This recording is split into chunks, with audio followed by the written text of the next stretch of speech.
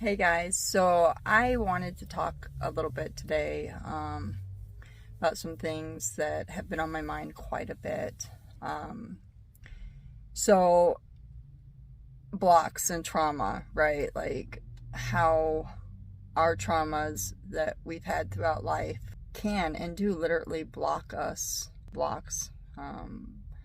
for us in the things that we can do or are not doing for whatever reason in our lives, even if it's something that we really want or should be doing. So, like for me,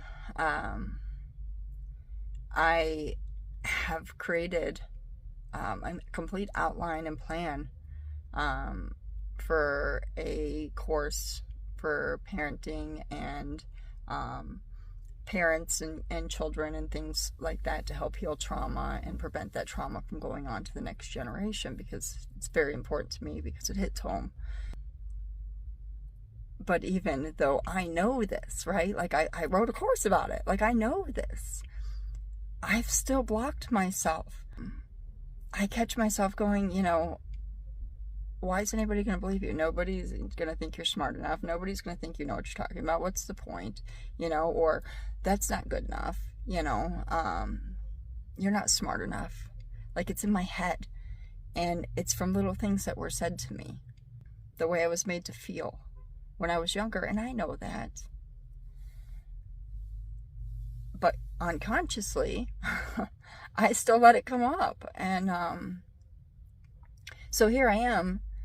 Did all this work, have this ready to go, and I haven't launched it. Like, all I have to do is do the videos and post it. And I'm procrastinating. I've blocked myself over and over and over again because of this doubt that I have that is caused from the traumas that I went through as a child about not feeling like I was enough. Not feeling like I was good enough or smart enough. There was always somebody else better than me. So rather than implement my own ideas, I would give that idea to somebody else because they could do something better with it than I could. And even with all the training and the knowledge and the life experience that I have on that topic, I still do it to myself.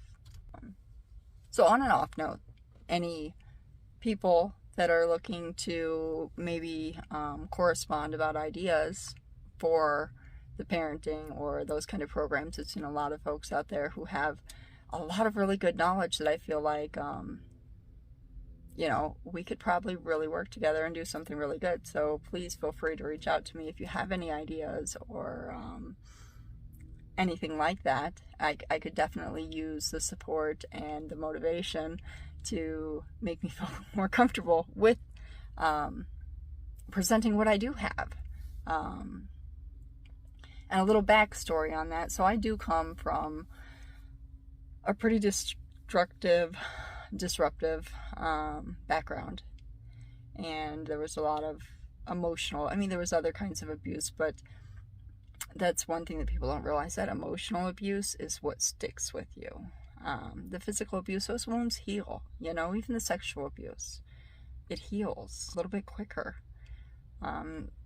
Obviously sexual abuse does leave a lot of an emotional scarring.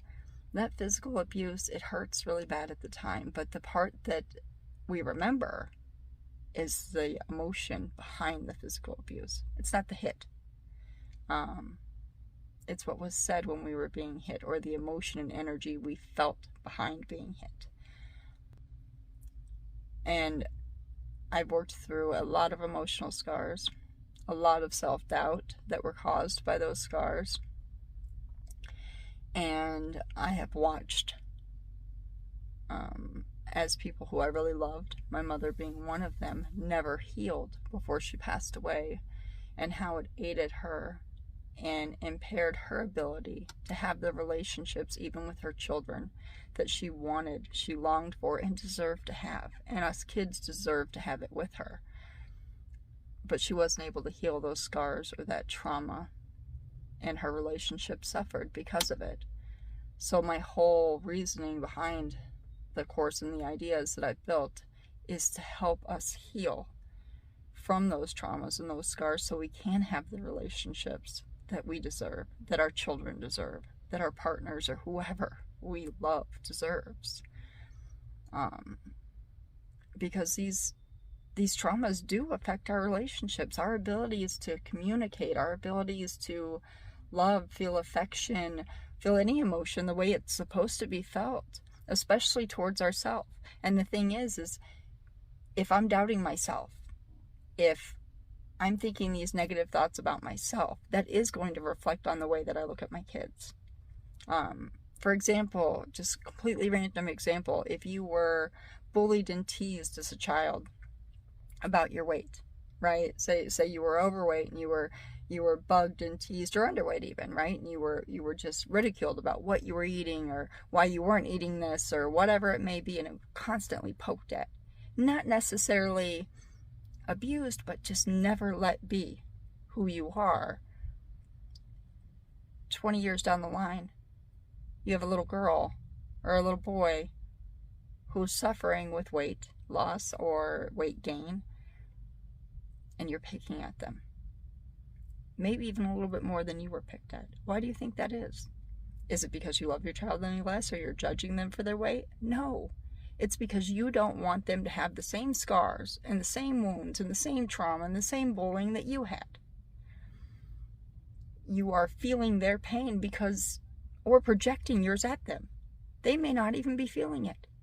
They may not even realize it. They may not even be being teased. But because you were teased, because you were tormented, you're projecting that feeling, that thought, that space at your child. We all do it in some way. So it's just something that happens unless we heal that trauma.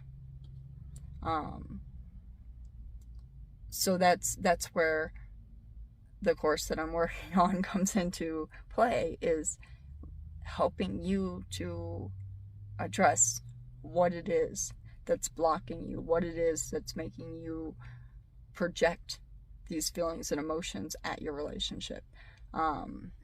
It could even be something new. You could be starting a new relationship and you're constantly afraid that the person you're with is cheating on you, or is lying to you, or is not attracted to you because of the way you look or whatever.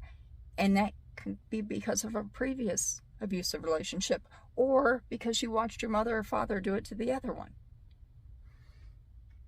These things that happen to us in our past really, truly do affect every single thing that's happening now if we don't choose to heal it. You can't just bury it. It will come back. So it's really, really important to find a way to look at that core issue. What is it that makes me so worried about my child getting the bad influence of another child? Instead of teaching them to recognize when a behavior isn't good, we want to keep them from it. We're stealing their lessons. We are stealing their ability to learn that lesson and choose to do the right thing. It's not our ability to put them in a bubble, or it's not our job, to put them in a bubble and keep them from experiencing life. It is our job as their parents to show them what to do with that experience, how to react to that experience when it happens, not guard them from the experience. Because in doing so, not only are we keeping them from being prepared for real life, but we're just stealing their experiences, their ability to be a normal kid. Kids are supposed to get dirty. Kids are supposed to get bloody noses. Kids are supposed to get in arguments and fights with their friends, because at that age, they're supposed to learn, what do you do when your nose starts bleeding? What do you do when you get filthy? What do you do when your friend gets mad at you? How do you solve that problem? And if we're guarding them constantly because we don't want them to get hurt like we did, or we don't want them to say the bad word that the other kid said, or whatever it is, if we're guarding them instead of teaching them what to do with that experience, we're not letting them live their lives. We're not letting them become the beautiful person that they're supposed to become, because we're projecting our crap on them. Literally, that's what we're doing.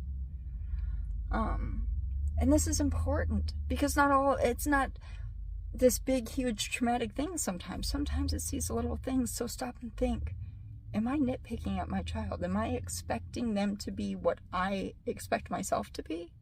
Or am I expecting them to be who they are? Because they're not us.